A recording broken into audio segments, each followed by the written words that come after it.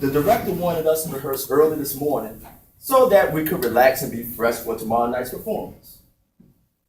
Well, what y'all do today? Show me your stuff. Let me tell you, that director, he would say, Charlie, get on your hands and knees and crawl around slowly. Charlie, you're not concentrating enough in this scene. Charlie, you're talking too slow. Charlie, Charlie, Charlie. I tell you, that director had me jerking around so much, I felt like a puppet on a string. No better for you. You need somebody to control and tame you. Charlie, why you got all these papers all over the table and floor? What you reading? I'm disgusted, Janie Mae. I was reading an article in this here newspaper, the New York Age. It was all about a white store owner down in a small town in North Carolina who wouldn't sell goods to Army officers James Reese Europe and Noble Sissel. Both officers had on their Army uniforms, but they couldn't get any service simply because they were colored.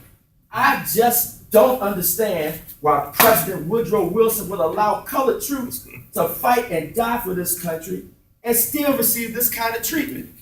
You know, a friend of mine who fought in the Great War told me that even though American laws prohibit white soldiers and colored soldiers from fighting together, the colored soldiers received royal treatment from the French soldiers. As a matter of fact, the French government honored some of the colored soldiers for their heroism under fire while they were in France. Charlie, if there's one thing my daddy told me as a kid is, don't worry about things you can't do nothing about. So Charlie, stop worrying. By the way, I smell whiskey on your breath. Charlie, what did I tell you about all that drinking? I've told you about babbling about my drinking. You gonna bust hell wide open. No, you just don't want me to have any kind of enjoyment. Okay, you know what? I contracted James Weldon Johnson with the New York Age paper, and he's coming out to interview you along with the great Eugene O'Neill. They will be here to participate in the interview a little later. How did you get Mr. O'Neill to come to our place? Wouldn't you like to know?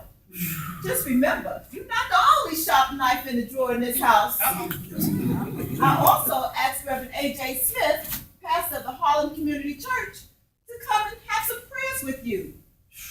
Well, that's good. I can use all the prayers I can get. A special guest is also coming. Guess who? I have no idea. It's your old friend Newt Spiller, who created the slogan, "Wait a minute, you ain't heard nothing yet." Well, ain't you been busy? Oh yeah. When did you hook on this up? I went to each of them houses and asked them if they would come by and give you a little encouragement.